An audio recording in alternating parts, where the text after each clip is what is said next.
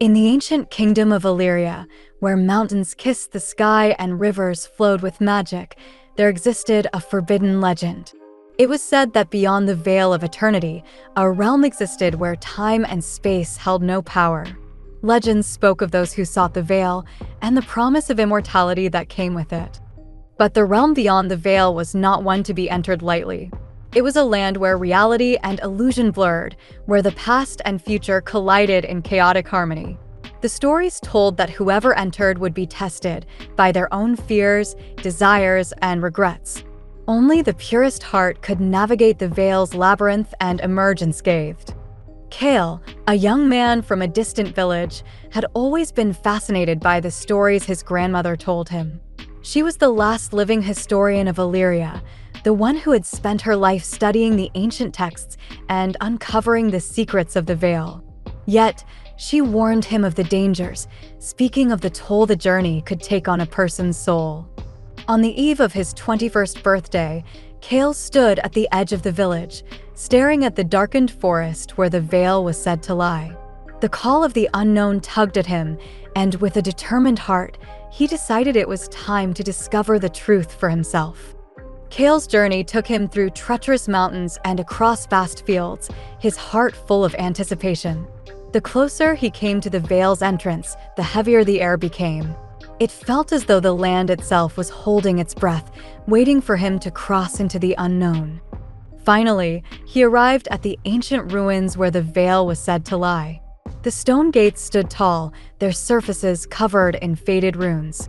As he stepped closer, the air grew still, and a sense of unease washed over him. "You've come," a voice echoed from the shadows. Kale spun around to see an old woman standing before him.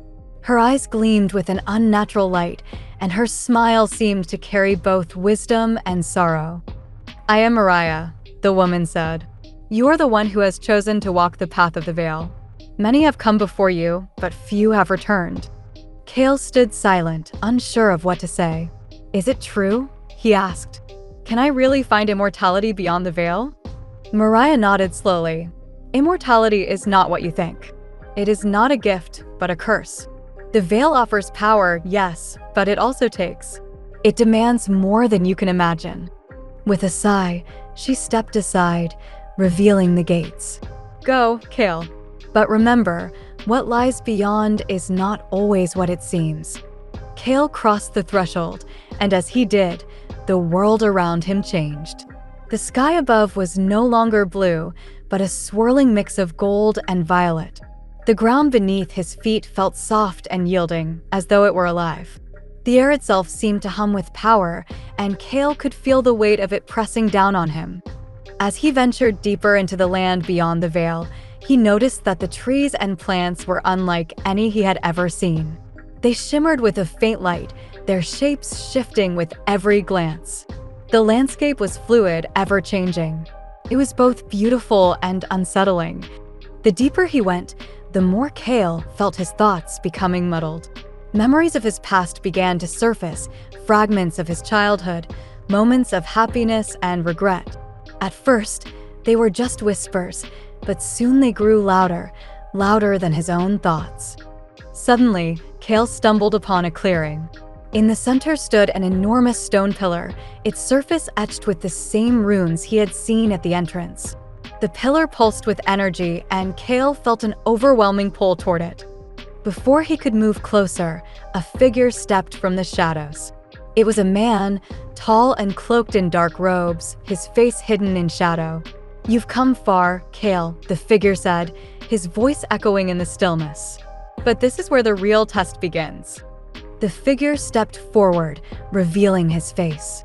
His eyes were bright and intense, glowing with a strange light that made Kale's heart race. "I am Lorian," the figure said. "I am the keeper of the veil. You must prove your worth if you wish to continue." Kale stood his ground. "What is this test?" he demanded. Lorian's smile was cold. "The first test is the test of desire. You will be shown what you want most in this world. If you can resist, you will pass. If not, you will be lost forever." Without another word, Lorian raised his hand, and the air shimmered before Kale. Suddenly, he found himself standing in the middle of his village, surrounded by friends and family. They were celebrating, laughing, living lives full of joy. But there, in the center of the celebration, was the woman he had loved most, Liora, the one he had lost years ago. She smiled at him, her eyes bright with happiness. Kale's heart clenched. "You can have this," Lorian's voice whispered in his ear. "All of it. The life you lost. The love you yearn for. It is yours if you choose it." Kale hesitated.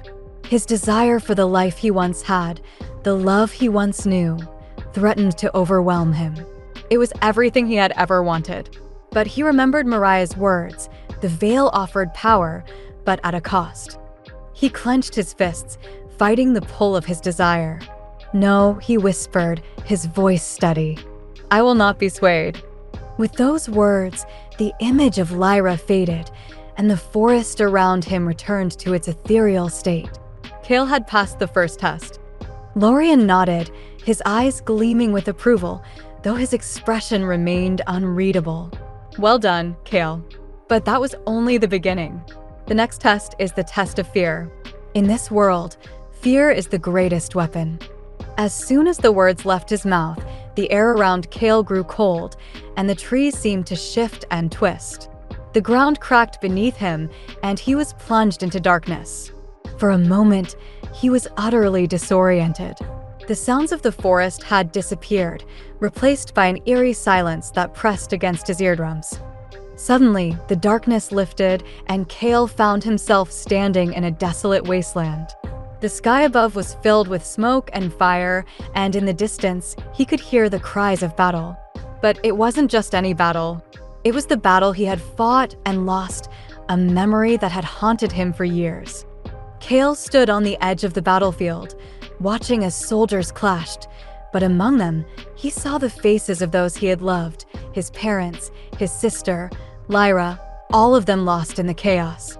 And at the center of it all stood the monstrous figure of his greatest fear, a shadowy figure with glowing red eyes, a reminder of the darkness that had once consumed his life.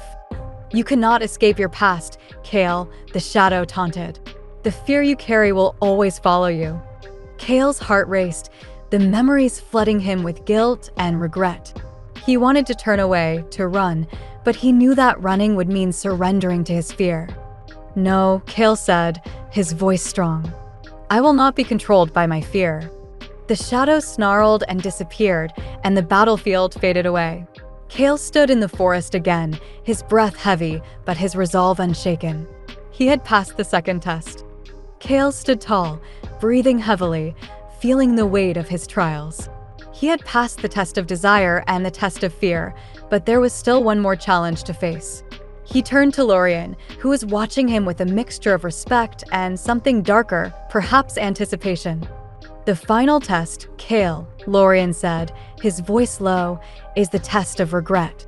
You must confront the mistakes you've made in your life, the choices you cannot undo, and find peace within them.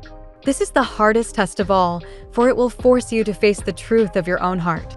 With those words, the ground beneath Kale's feet cracked open, revealing a vast chasm. From the depths, a voice echoed, one that Kale recognized all too well. It was his own voice, full of self-doubt and guilt. "You failed them, Kale. You failed her." Suddenly, Kale was standing in front of a mirror, looking at his younger self. His face was covered in tears, and in the reflection, he saw Liora alive and smiling. But as he reached out to her, the image shifted, and she turned away, fading into nothing. The mirror shattered, and Kale found himself surrounded by the ghosts of his past, the faces of the people he had failed, the decisions he had regretted, all of them staring back at him with accusing eyes. "No!" Kale shouted, falling to his knees. "I did everything I could. I tried to save them." But the guilt remained. It pressed against his chest, heavy and suffocating. "You cannot change the past," the voice of regret whispered. "You cannot fix the mistakes you've made." Kale closed his eyes, focusing on his breathing.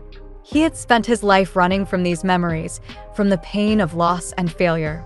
But now, for the first time, he understood. He couldn't undo the past, but he could learn to live with it. "I won't be defined by my past," Kale said, his voice steady. "I can't change what happened, but I can choose to move forward."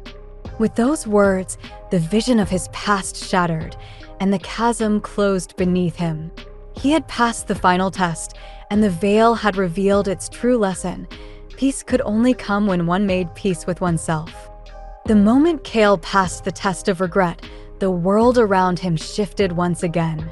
The forest seemed to open, and in the distance, he saw a brilliant light. It was the heart of the veil, the source of all the power that had drawn him here. The journey had tested him in ways he never imagined, but now he stood at the threshold of the final choice. The heart of the veil pulsed with energy, sending waves of magic through the air. Kale could feel the power of the veil calling to him, urging him to step forward and claim it.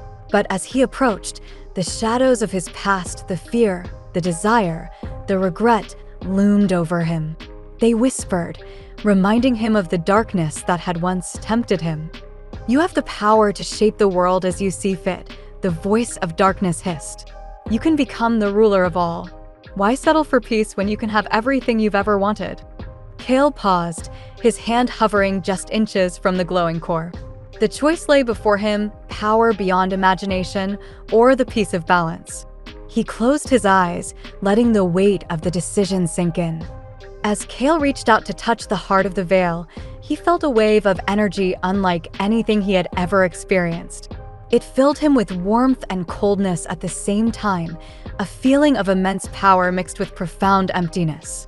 The veil was alive, sentient, and it offered him what he desired most: dominion over the world, the power to reshape reality itself. But with that power came a price. His connection to the veil would tether him to the realm beyond, a realm of eternal struggle between light and dark. His soul would be bound to the veil forever, and he would become a prisoner of his own desires, a ruler in a world where nothing ever truly changed. The realization hit him like a blow. He had spent his life searching for power, for control, and now it was within his grasp. But it would consume him, erase his humanity, and leave him nothing more than a puppet of the veil. "No," Kale whispered. "This is not the way." With a final, defiant act, Kale withdrew his hand from the heart of the veil. The light flickered, and the world around him trembled. He had chosen peace over power, and the veil, recognizing his decision, began to fade. The energy that had once surrounded him dimmed, and the forest began to return to its natural state. Kale stood alone in the clearing, the veil's presence now a distant memory. The journey had ended, and the choice had been made. He was no longer the same person who had entered the veil. He had learned that true power came not from domination, but from acceptance of oneself and the balance of the world. As he made his way back through the forest, Kale felt the weight of his experiences settle into his heart. He had passed the tests not through strength or force, but through understanding. He had confronted his deepest fears, desires, and regrets, and in doing so, he had become something greater than he ever thought possible. The villagers were waiting for him when he returned. They had heard the stories of his journey and the legend of the veil, but Kale said little of it. He knew that the true meaning of his journey was something only he could understand. Years passed, and Kale's story became a legend in the village of Elmsworth. He was no longer just the curious young man who had left in search of answers. He had become a teacher, a guide for those who sought the truth behind the veil. He told his story not as a tale of triumph, but as a reminder that true strength lies in the choices we make and in the peace we find within ourselves. The veil, though still a mystery to many, was no longer a place of fear. It was a place of wisdom, where those who sought balance could learn from the trials Kale had faced. And in the end, Kale knew that his journey had been worth it, not for the power he could have gained, but for the peace he had earned. And so, the legend of the veil continued, a tale of light and dark, of choices and consequences, and of a young man who had learned to accept his place in the world. The balance was restored, and Kale's legacy lived on.